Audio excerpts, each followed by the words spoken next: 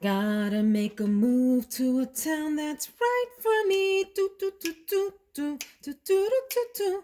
Town to keep me moving, keep me grooving with some energy. Do do do do do do do do do do. Well, I talk about it, talk about it, talk about it, talk about it. Da, da, da, da, da, da, da, da, da, da.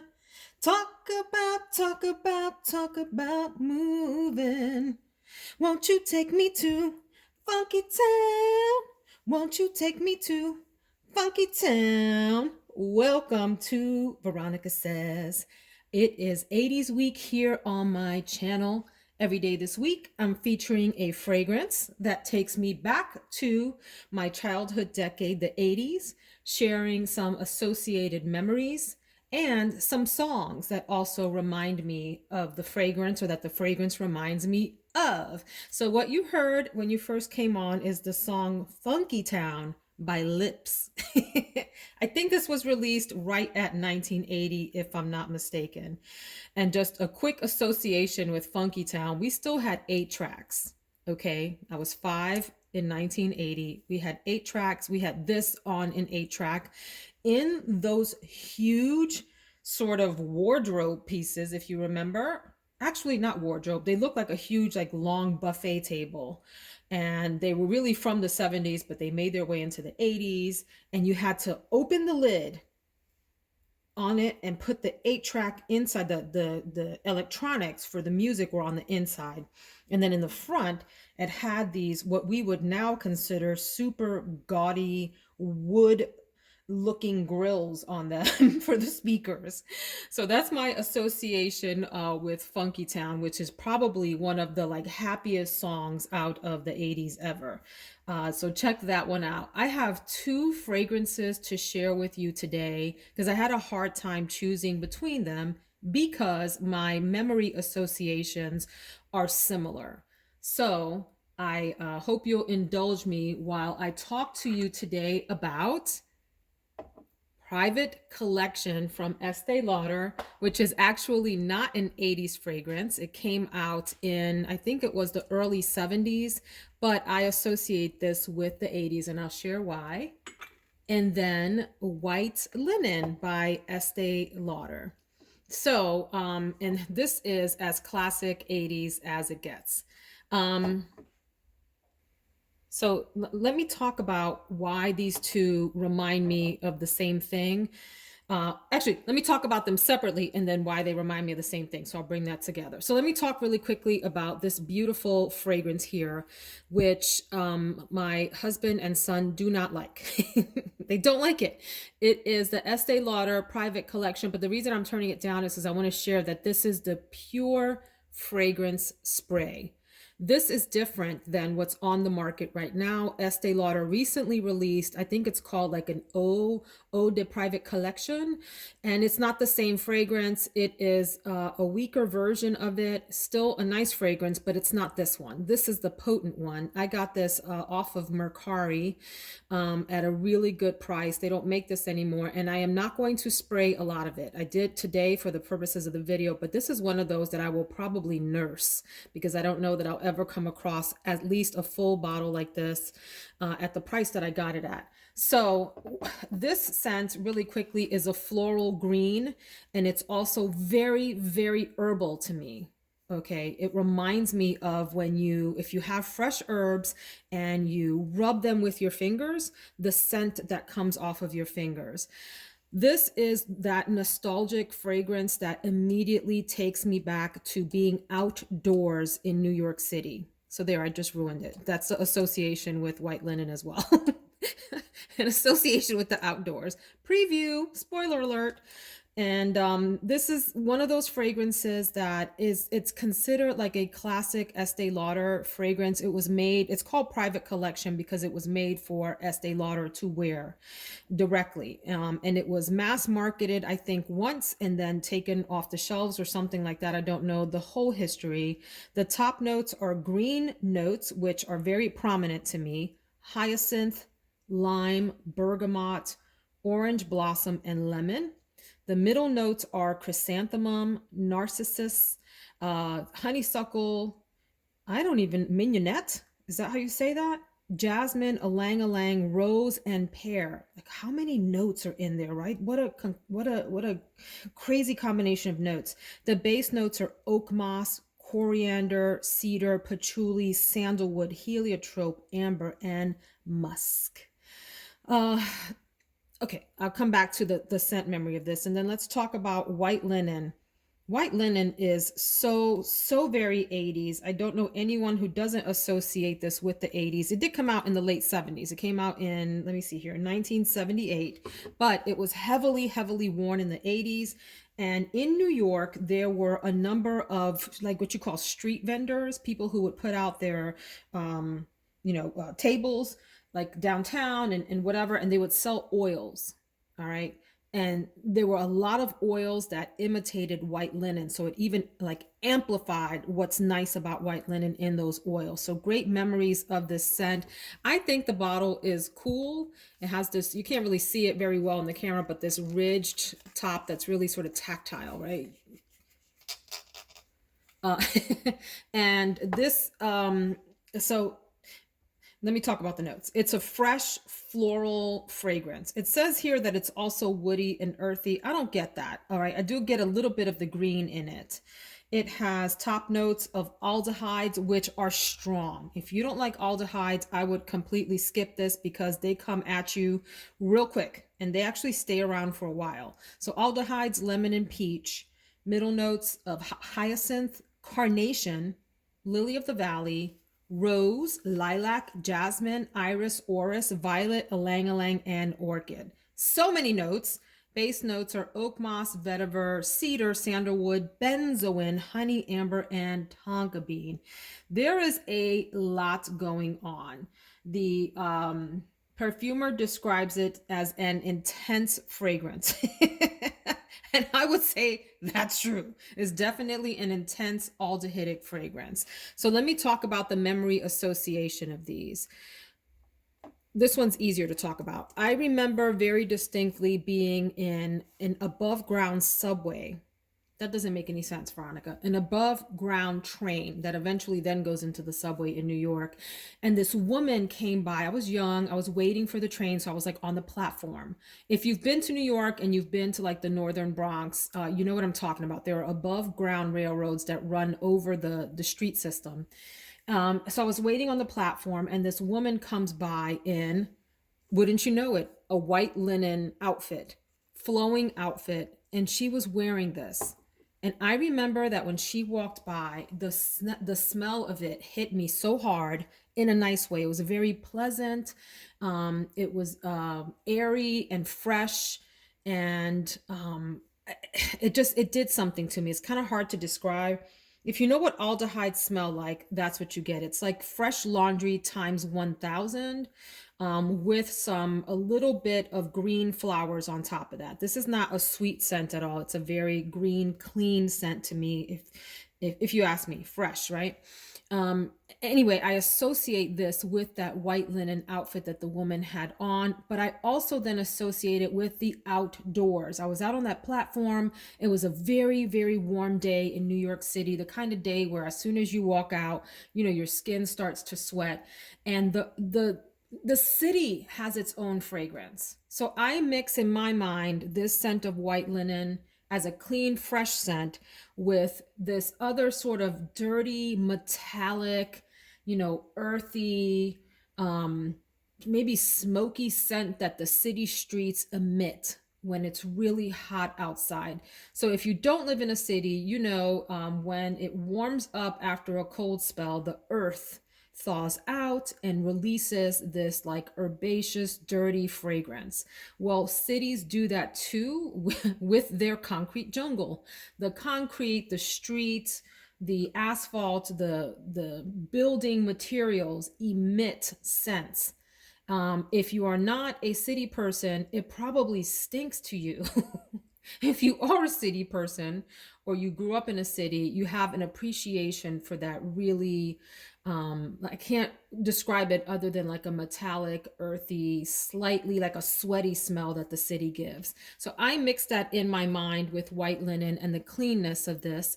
And then for Estee Lauder, this is a tremendously green, herbaceous smell. It's really unique. It is everything that I would want Magie Noir to be. And this is a nice fragrance too, but this is the one in terms of that earthy, smelling like crushed herbs scent with a little bit of florals in it.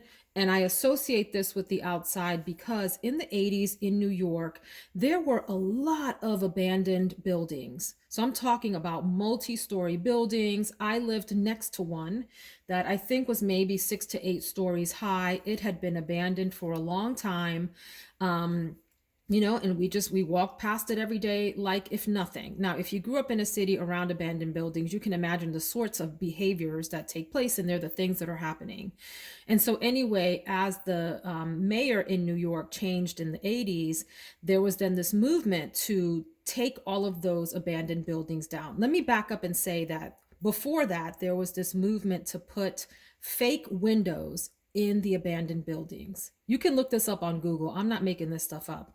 So rather than do something about these structures that were decaying and in which illegal activities were happening, the city decided to put false windows on them, like cardboard windows or something like that, to make them look decent.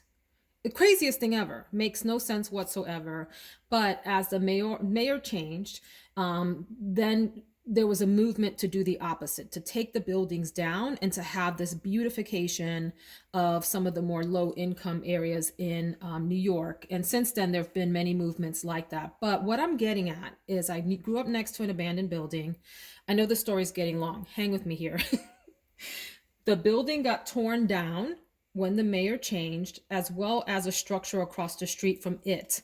And in place of those buildings were what you call community gardens.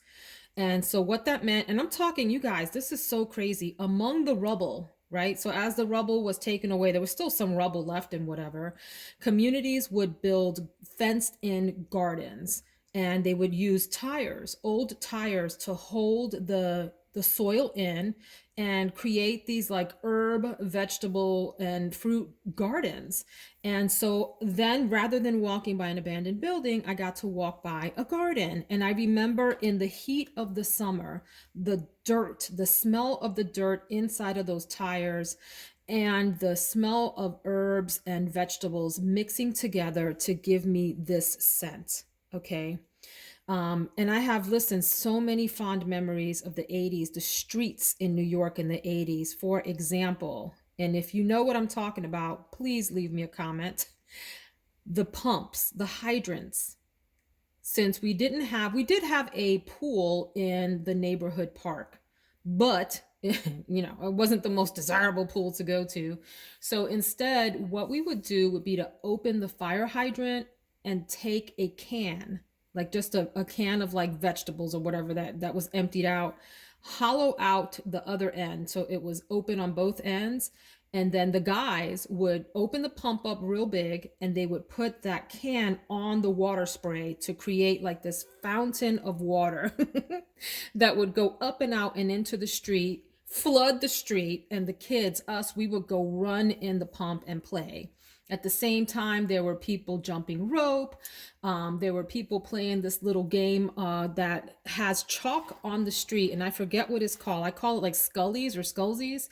And you would take old caps from bottles, like metal caps from like a drink bottle, and you would fill it with stuff like glue.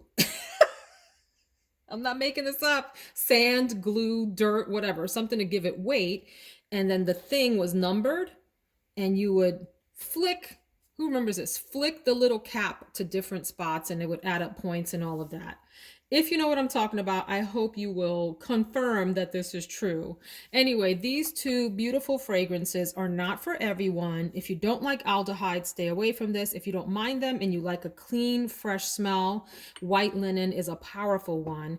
If you like a green, herbaceous smell, this private collection Estee Lauder one, the vintage version, is worth hunting down. It is a really beautiful fragrance to me. My husband does not like this. He thinks it smells very old lady.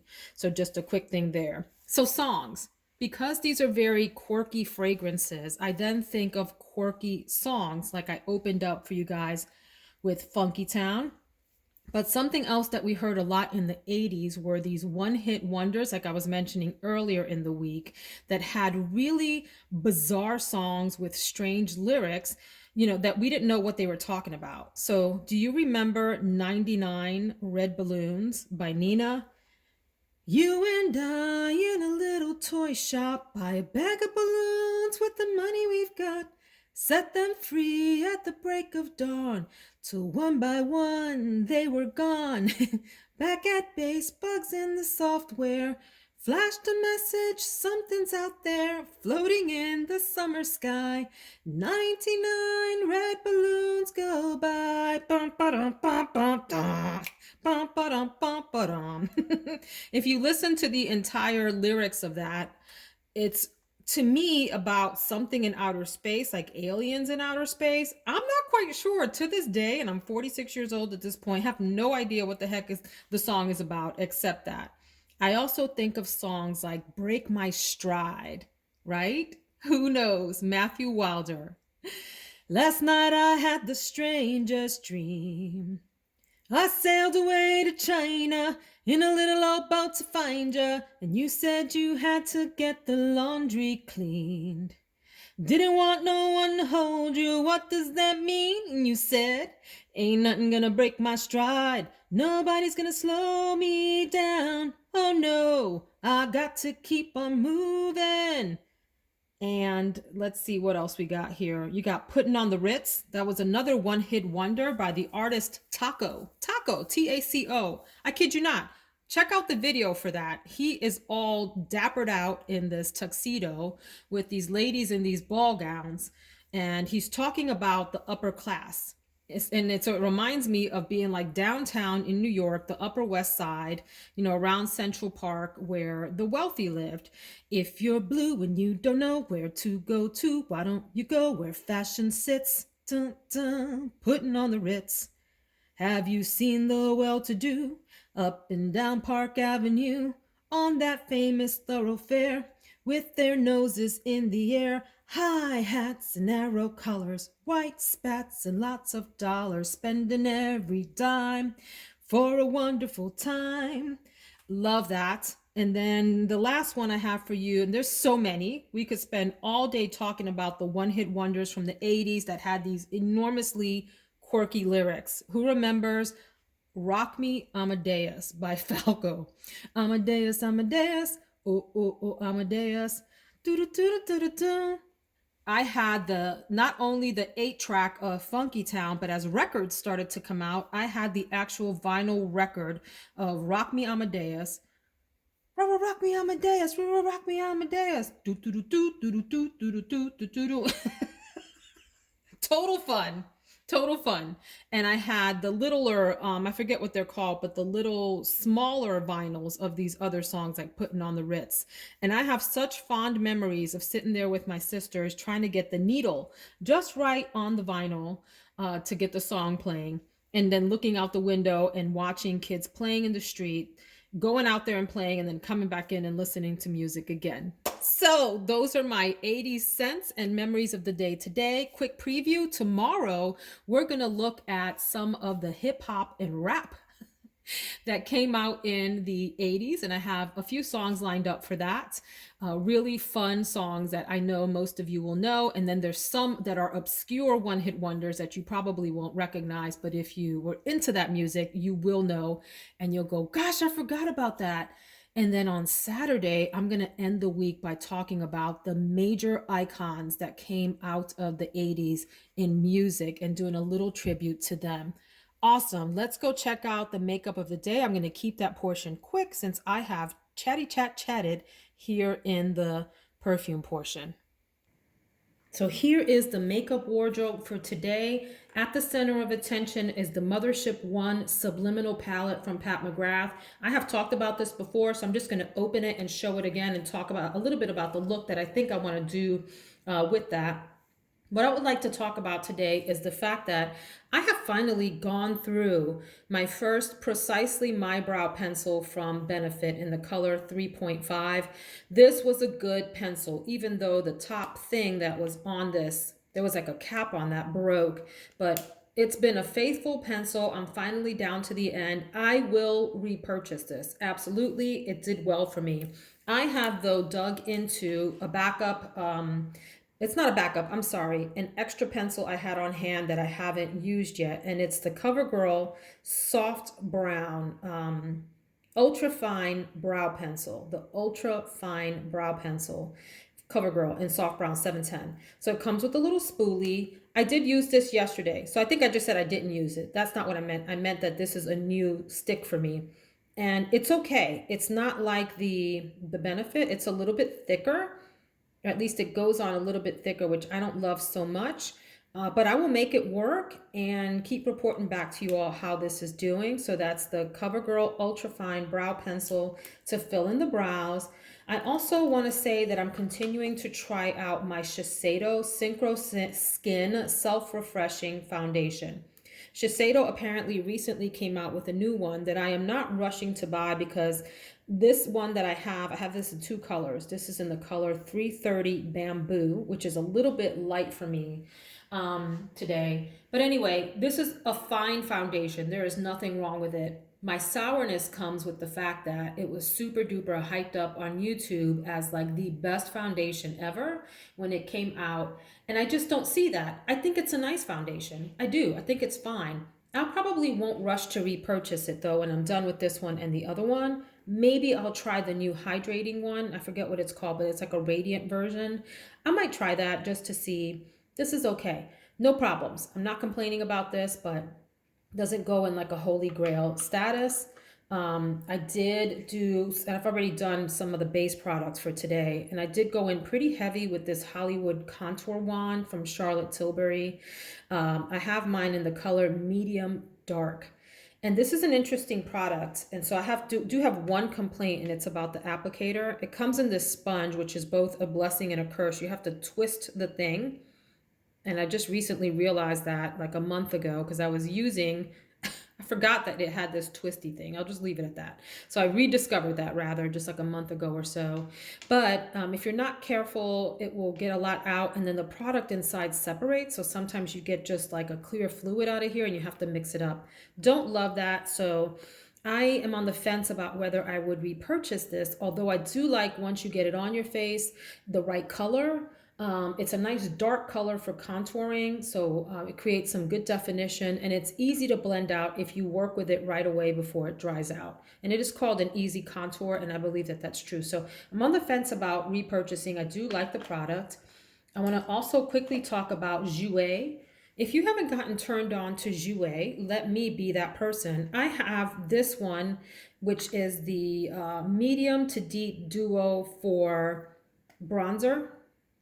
Well, I mean, you could use this one for bronzer and that one for contouring. If you want, you can mix the two, whatever you want. It has a little itty bitty bit of sheen in it, but I like these big pans and I like these big powders. It does come with a mirror. I think you all know by now I don't use the mirrors in my products, but these are a nice bargain. I like the packaging on them. This one comes with a stripe, and then I have a cheek version, which is a blush that has some florals on it, and I like that. Couple more products.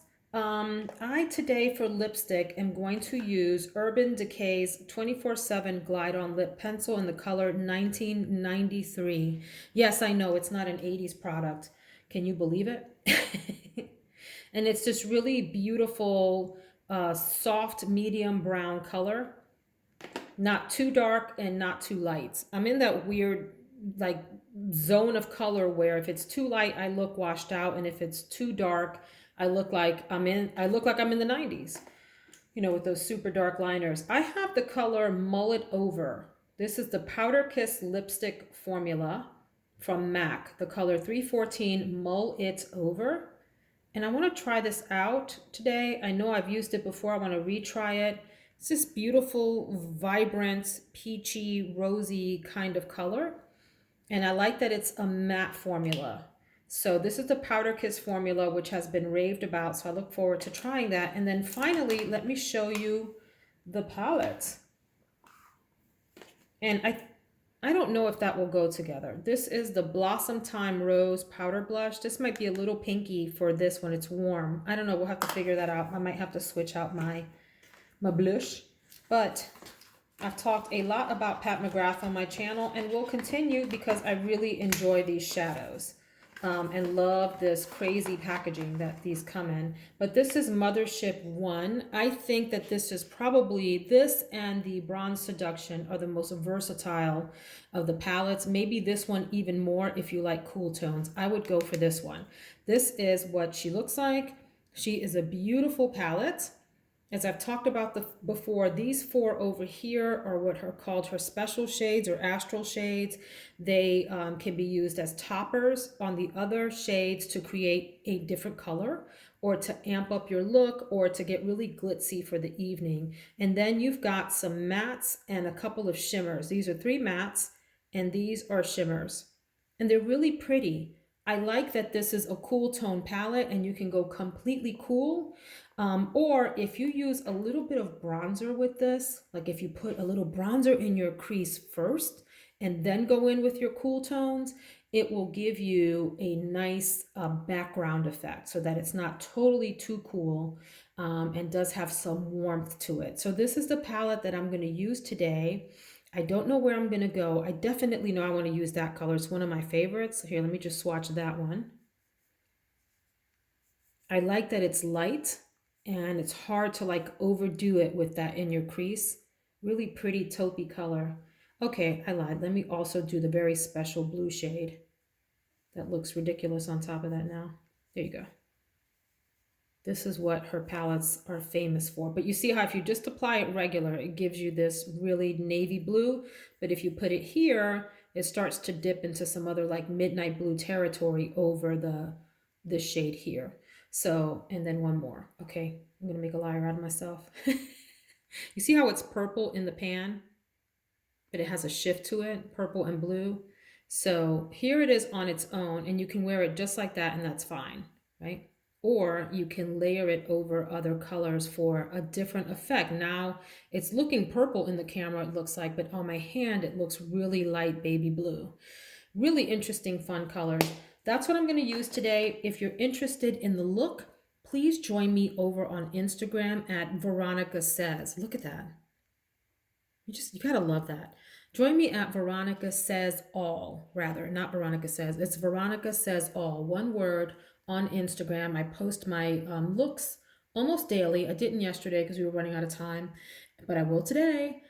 Thank you for watching. If you enjoyed, please subscribe so we can hang out again and talk about perfume, products, 80s, 90s, 2000s, whatever's on your mind. Take care and have a fabulous day, guys.